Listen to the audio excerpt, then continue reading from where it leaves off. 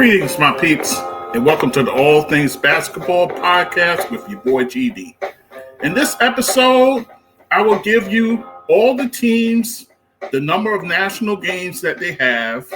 Very interesting to kind of surmise all this. So we'll talk about that. Some key games also, I'll mention those. And the Knicks. I'll give you a full schedule breakdown.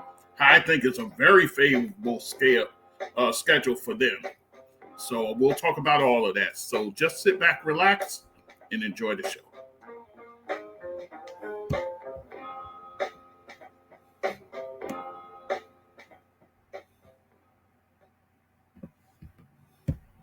Okay, guys, it's your boy GD back with the All Things Basketball with GD podcast. And guys, I gave you the episode where we talked about the opening week. We talked about the Christmas games. We talked about MLK Day, all the games there. We talked about the Emirates NBA Cup, how that schedule's shaking out. We talked about that, All-Star Weekend, and when the season ends, and international games as well. But this episode, I want to take time to talk about the national games. I have the full breakdown of every single team. I'm not going to go through every single team. Maybe I'll do it briefly, but it's a few things that caught my eye, so we'll talk about that. Some games also that we need to pay attention to. And then the Knicks, I want to break down their full schedule. I'll probably do that after we talk about the teams in general. So with all of that said, let's get into it. So, guys, as you know, the schedule came out. So we know all the special games as far as I didn't really talk about the rivalry week. Maybe I'll squeeze that in also. But, yeah, so now I did a full breakdown of all the national games, guys. All the games that each team has, and it looks quite interesting, to be honest with you. So I'll be breaking that down shortly. In fact, we'll be doing that now. So with all of that said, let's do it, guys. So, where I will start, actually, I'll start with the teams with the lowest amount of national games. I'll start there, and then we'll take it from there. So, you have the team with the lowest, the Brooklyn Nets, guys. They have one national game, and that'll be on ESPN. I believe they're playing the Chicago Bulls, if I'm not mistaken. So one game on national television for the Brooklyn Nets. Of course, they're expecting them not to do well. I don't see a scenario where I think they'll be competitive because the coach over there, Jordi Fernandez, he does have them playing competitive basketball. So it's just that they don't have the horses, guys, plain and simple. So I think they'll be competitive again, even with all the young talent. I think they could be, but in the end, I don't think the wins will be there. So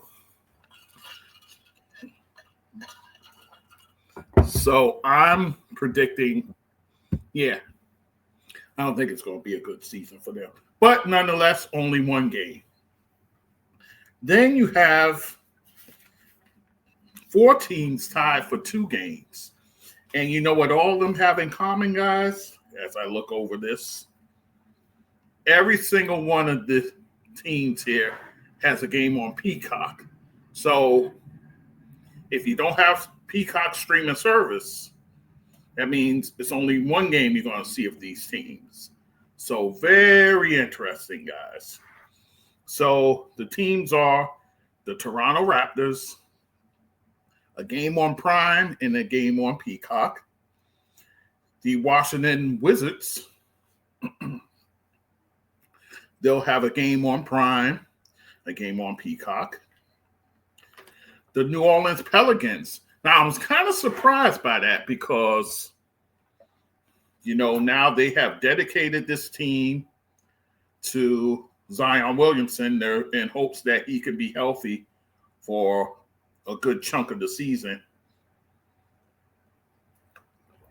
I don't know where I fall in all of that as far as my opinion.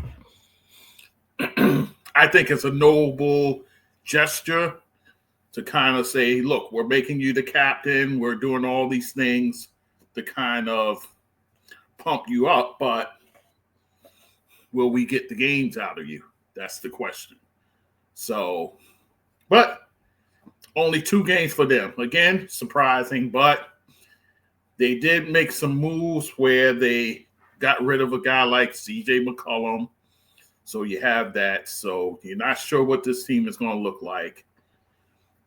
You got rid of Brandon Ingram at the trade deadline last season. So not sure you're going to have the horses there. So I guess that's the assumption here. But New Orleans Pelicans with just the 2 games. Utah Jazz, 1 game on NBC Peacock, so it'll be on both NBC and the streaming app, which is Peacock, and then on Peacock exclusively. So again, basically 1 game. So that's your 4 teams with 2 games. Teams with 3 games, the Chicago Bulls and the Charlotte Hornets. Both teams, not much is expected from them. Even with Billy Donovan getting that extension over there, I don't think much is happening over there. I could be wrong, but I don't see it. And then Charlotte, that's a young team over there. And everything hinges on LaMelo Ball being healthy as always. So only 3 games for them on national TV, guys. And for them, Chicago, 1 on Prime, 1 on Peacock, and 1 on ESPN. So in essence, and the 1 game on ESPN, I said that'll be against the Brooklyn Nets. And then the same formula for Charlotte. 1 on Prime, 1 on Peacock, 1 on ESPN. And then you have the Miami Heat, who, oh, by the way, trimmed some of their salary by dealing Haywood Highsmith to the Brooklyn Nets. It was basically a salary dumps. They wanted to get below the apron, all that salary cap stuff. So they shipped him over there. But Miami, 5 games on national TV, guys. 2 on Prime, 1 on NBC, and also Peacock, showing it on both. 1 exclusively on Peacock and 1 on ESPN. So there you go with that. And so they have the 5 games. And then next up is Portland, who has 8 games on national television. 1 on Prime, 6 on NBC, surprising enough, along with the streaming app, and then 1 exclusively on Peacock. So Portland, a young team. You won't have Dame Lillard next season, so I think that's why your number is low. I think the following season, you'll see them probably in the double digits as far as national games go, but this season, only the 8. So, and then from there, you have 3 teams tied with 9 games, and that is the Indiana Pacers, who would have had more than that, guys, if you had a Tyrese Haliburton in there, but he's going to miss the season, so there's that. Phoenix Suns, who would have had a higher number of games if they didn't trade Kevin Durant. So there you go there. And then the Sacramento Kings. It's the Sacramento Kings. So what can you do? So all three of those teams with 9 games. So there you have that. So those are your single-digit national games for teams, basically. There you go with that. So now I want to turn my attention to the higher end. So you have 3 teams tied for first place with 34 nationally televised games. And again, guys, I don't know if I said it. No, I didn't. The breakdown is simply Amazon Prime, NBC/Peacock, where they're showing it on NBC and also on Peacock simultaneously. And then exclusively, you'll have games on Peacock.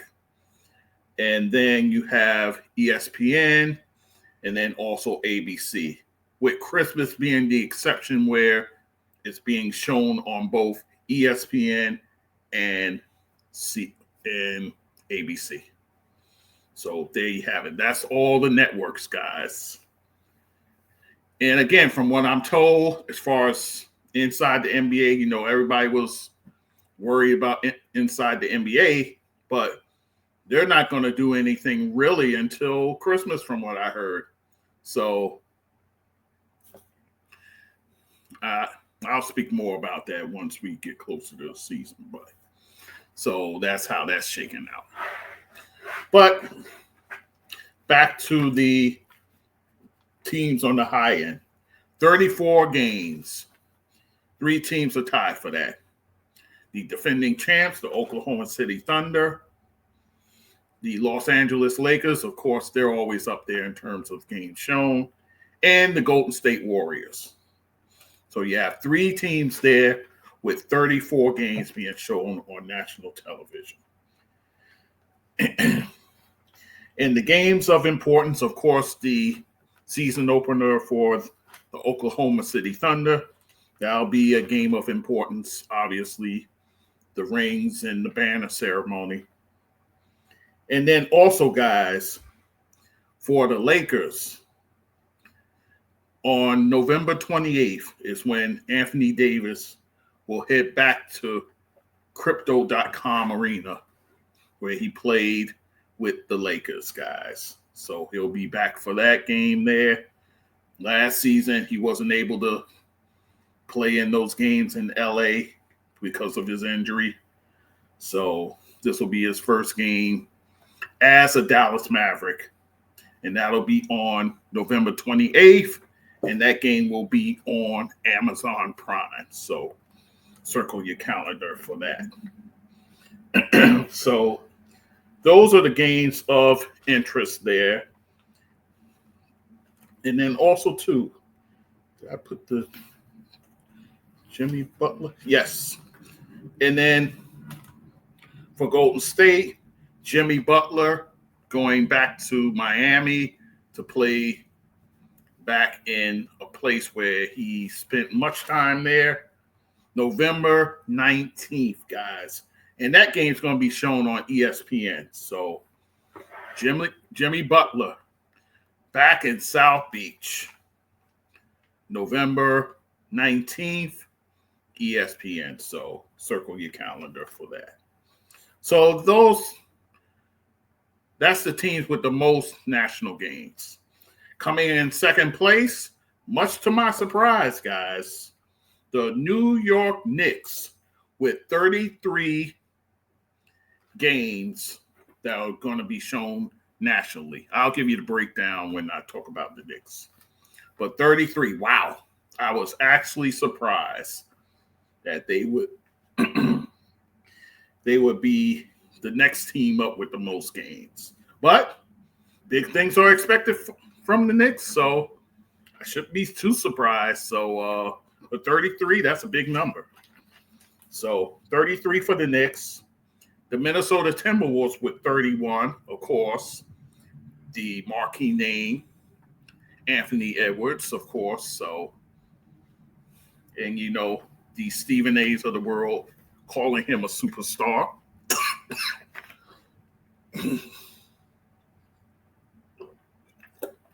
So you have that. So 31 games for the Timberwolves. Next up, the Houston Rockets, who, of course, now have Kevin Durant in the fold. 28 games. That'll be shown nationally, guys. So, of course, having a KD means that all eyeballs are going to be on you. So, there you have that. And the games of interest for the Knicks, they're not too many, to be honest with you. But again, I'll talk about the Knicks later. Minnesota, as far as Minnesota goes, they will have that those first games there, first against the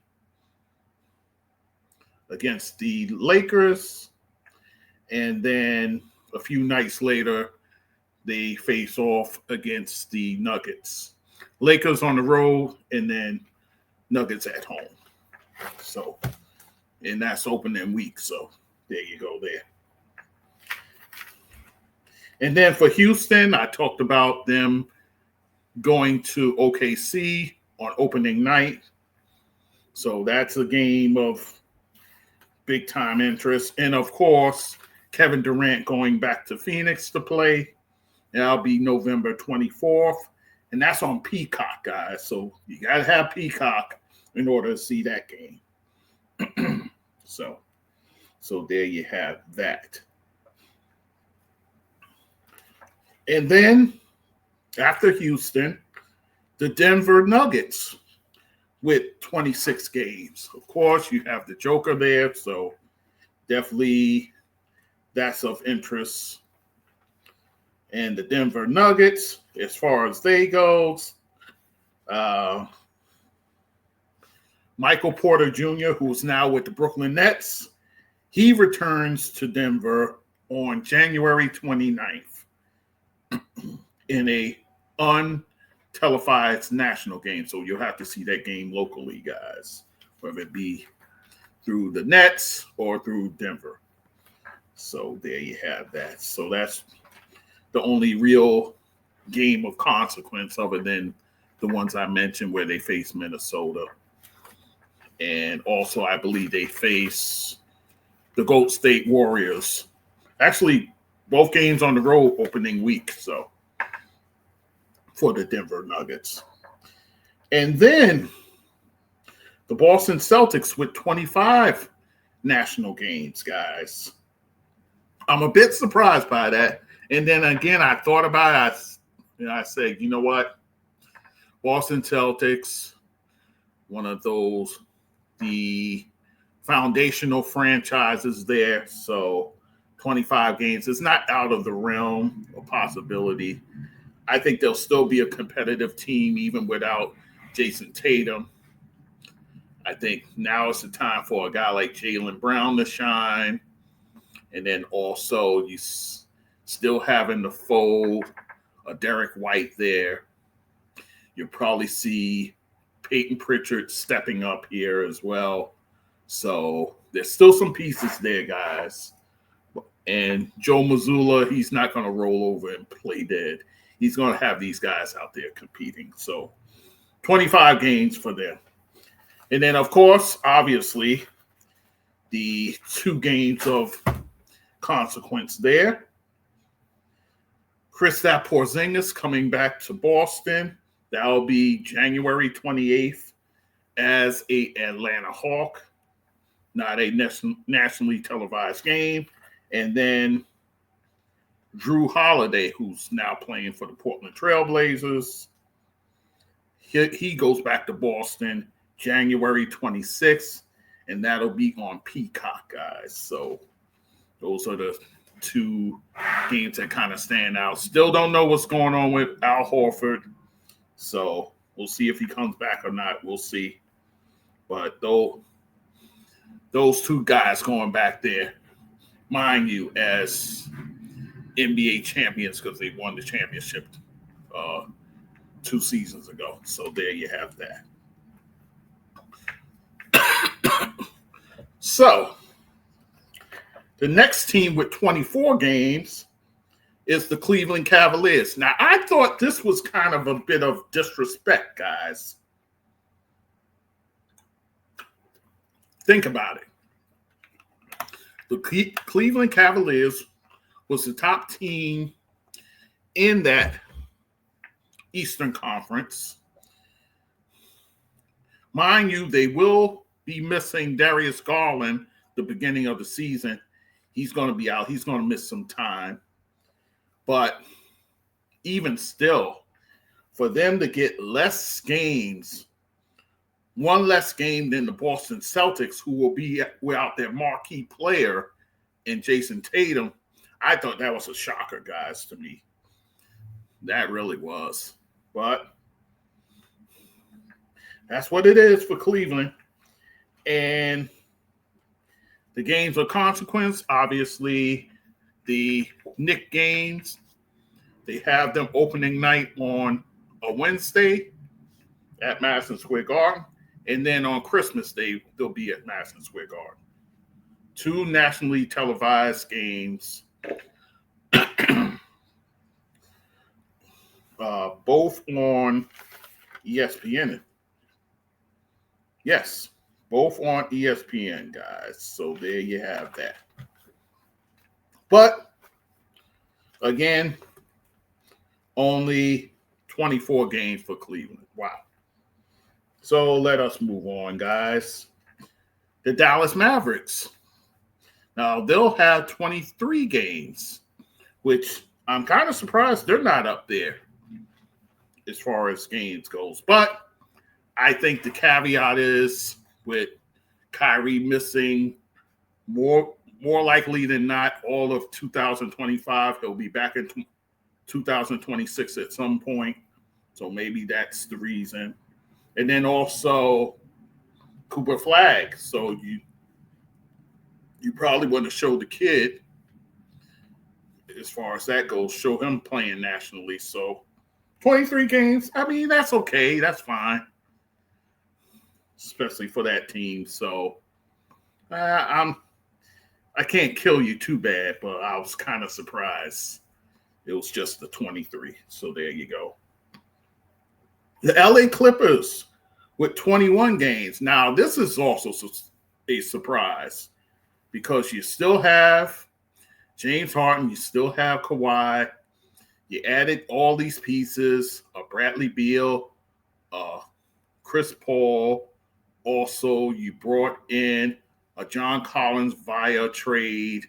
You also signed a Brook Lopez. So 21 is a bit of a low number considering all the moves they made. But, yeah. Well, you know they weren't going to get as many as the Lakers. Forget about that. But 21's okay. That puts you around the middle of the pack. But I figured with all the moves, they would get more, but that wasn't the case, guys. So there you have it with that. I believe the next team is the San Antonio Spurs with 19 games. Of course, you have Wembanyama there, so you're going to get definitely some nationally televised games, but you're not sure what the San Antonio Spurs are going to look like. So there you have that. Other surprises, guys. Well, it shouldn't be a surprise. Milwaukee Bucks with only 17 games. Now, that would have been more if you had a Dame Lillard. But, of course, you cut him. So, in order to make space for Miles Turner. So there you have that. And speaking of Miles Turner, he will make his return back to Indiana pretty early, guys. November 3rd. So November 3rd, he'll be back in Indiana playing there. Not nationally televised. So again, you have to go with your local providers there. So there you have that. And then after them, you have the Detroit Pistons, of course, an up-and-coming team with 16 nationally televised games. That's good. Orlando, the Orlando Magic, I think they're going to be a top 16 next season. Only 14 games, guys. So I think, they've been robbed. I think they're going to be a top-tier team. Definitely a top 6 team. I don't see them. There's no way, unless injuries beset them, that they finish it as a play-in team. I highly doubt that. So I think that's low for them. The Atlanta Hawks, I think this is low, 13 games, because they added Kristaps Porzingis. They also added Nickeil Alexander-Walker. So you made some moves there, guys. But we'll see. We'll see what happens. But only 13 games for them. So there you go. And also, Philadelphia 76ers tied with Orlando, 14 games. So I think the schedule makers said, we don't know what the deal with Joel Embiid is going to be. So we're kind of hedging our bets here. 14 is low. 14 is low, given the talent that they have, whether it be Embiid, Paul George, Tyrese Maxey.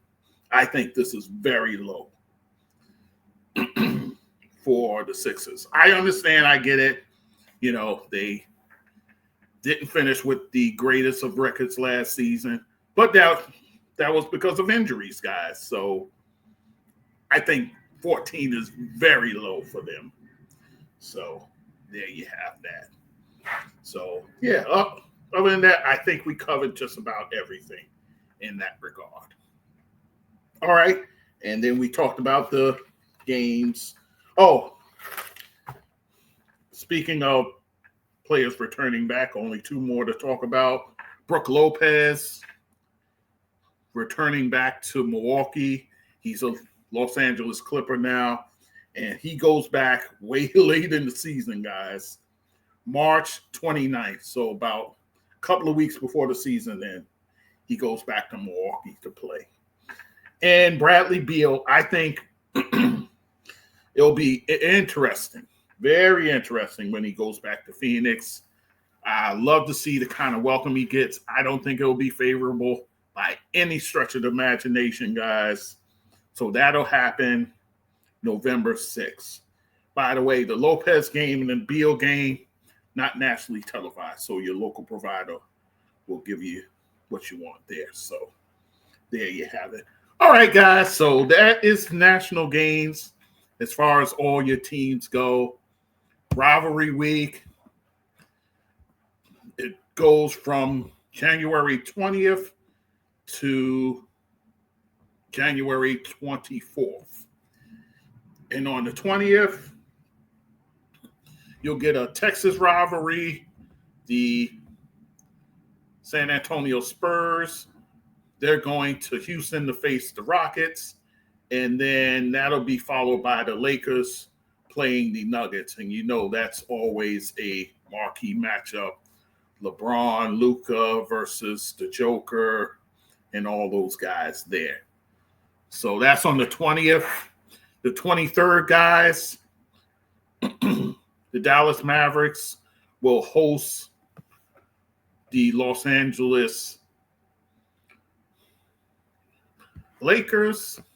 So he'll be going back to Dallas to face his old team on the 23rd. And then on the 24th, that Saturday, you're going to have a triple header, guys. The Knicks going to Philadelphia to face the 76ers. That's on ABC, guys. In fact, that's the only ABC game that the Philadelphia 76ers will have that game against the Knicks. The Golden State Warriors will be at the Minnesota Timberwolves. So that's a bit of a rivalry there. Steph going up against Ant-Man and his squad. And then the Lakers going back.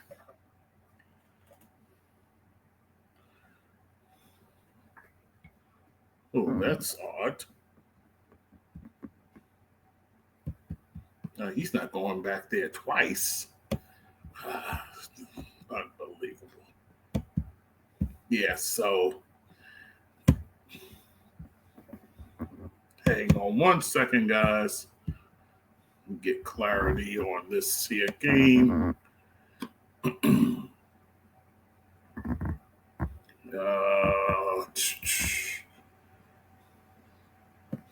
Yeah, Lakers go back to the Mavericks on the 24th.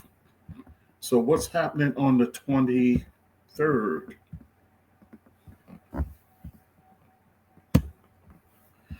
Oh, they're going to the Clippers. Okay, all right. So they're going to the Clippers first, and then they'll play the Lakers. Okay. So yeah, I gotta get that right. So there you have it. All right, guys, let's talk about the Knicks schedule right quick. Knicks, like I said, very favorable schedule, guys. We talked about the national games, 33 of those. They have 14 back-to-backs, guys. 14. But they're not the team with the highest. That will be 5 teams that have 16 back-to-back games. Those teams are the Washington Wizards, the Charlotte Hornets, the Phoenix Suns, the Denver Nuggets, surprisingly, and the Philadelphia 76ers. Ouch. Now, to give the Sixers 16 back-to-back games, it's kind of egregious if you want to be honest. This is a team that last year was riddled by injuries, guys. And you know Embiid, last season they declared that he can't play back-to-back games. So you know this season it'll be the same formula. So he'll be missing at least 16 games, giving that. So you're already starting the guy out by playing just 66 games. And then remember, a lot of the awards and all that sort of stuff is now hinged on the amount of games you play. I think it should be 60, but that's not to be. They actually have it at 65. So he only has one game to play with as far as that goes. So, hey, it is what it is. So, unless we get an absolute surprise in terms of Joel Embiid and his health, it doesn't look like he's playing in those back-to-backs. So he'll be missing at least one of those games. So very surprising that they're among the top teams with back-to-backs. Very surprising. But the Knicks have 14 back-to-backs. And given their deep roster, you know, they should be able to manage. Mike Brown should be able to manage this ball club with those back-to-backs, provided he's not giving them all the minutes that Tom Thibodeau would, but that's a story for another day. Long homestands. They have one that spans from November the 2nd to November the 14th. 6 games within that span where they play Washington. All these teams will be at the Garden. Washington, Minnesota, Brooklyn, a back-to-back with the Memphis Grizzlies and the Orlando Magic, and then Miami closes out the homestand. So very favorable homestand, if you ask me. I think your troubled teams would be Minnesota and Orlando within that mix.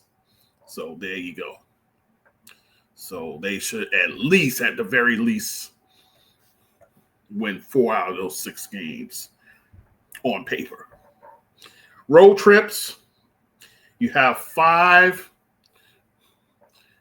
game road trips, 2 of those. And oddly enough, it comes right after the homestand from November 17th to November 26th, where they're on the road playing Miami, Dallas, Orlando, Brooklyn, and the Charlotte Hornets. So very winnable games, guys. Very winnable games. So looks pretty good for them, that road trip. And then, of course, they have the one in March, usually because the Garden has the Big East tournament there, so they go on the road March 6th through the 13th. And this will be a West Coast trip where they'll play at Denver, a back-to-back with the Lakers and the Clippers, guys, at Utah, and then at Indiana. So, again, very winnable games here, guys. The back-to-back LA game will be tricky. Will be a tricky game, so we'll see what happens there. And then they have a 4-game road trip. Only one. From January 9th to the 15th. And this is a West Coast trip. At Phoenix, at Portland, at Sacramento, and at Golden State. The Sacramento and Golden State is a back-to-back. So, again, winnable games. If you look at this team on paper, very winnable games, guys. So, I'm going to say this. I see no reason whatsoever for the Knicks not to get at least 56 wins with this schedule here. This is a very favorable schedule, guys. This is one of the best schedules I've seen for the Knicks in years, guys. So 56 wins with this team is not out of the realm of possibility. I think they could get it. Could they get even more than that? Sure. If everything falls the way it falls, health permitting, of course, you have to throw that caveat in. But I'd be stunned if they won less than 56 games with this roster and what Mike Brown can do with this roster. So we'll see what happens. But happy for my Knicks. And also, one thing before we go, but very favorable schedule for the Knicks. I'm happy about it. One other thing before we close, the LA Lakers, Pat Riley will get his statue put up February 22nd. So about a week after the All-Star game, Pat Riley gets his statue put up. It'll be while they're playing the Boston Celtics, which I'm surprised about because I thought it would be a game against the Miami Heat, but they play Miami in November 2nd, so I guess it's not happening there. So here you have that. But Pat Riley gets his statue February 22nd, so circle that on your calendar, guys. And coach, well, in ownership news, the sale for the Boston Celtics went through. Bill Chisholm, he now has the he's the major owner there. $6.1 billion that he dropped down to own the Celtics. So there you have that. And then Portland, not going anywhere, guys. Tom Dundon, he's also the owner of the Carolina Hurricane, the hockey team. He plopped down over $4 billion for the Portland Trailblazers. He's not relocating them, guys. He's keeping them in Portland. So good news for the Portland faithful out there. So there you have that. All right, guys, thank you for listening. As always, All Things Basketball with gd.com is the website. There you find my clips, my full episodes. Also, guys, donate. I keep it in the scroll, guys. Buy me a coffee, PayPal, Spotify donate. All buttons on my website. I have a page for that, guys. So go check that out. CashApp, $GD, that sports dude. CashApp, $GD, that sports dude. Give to the show, guys. Help your boy out. I got a trip for next month, special trip. So I'll be talking about that as it gets closer. But help your boy out. Giving you this good content, help your boy. That's all I'm saying.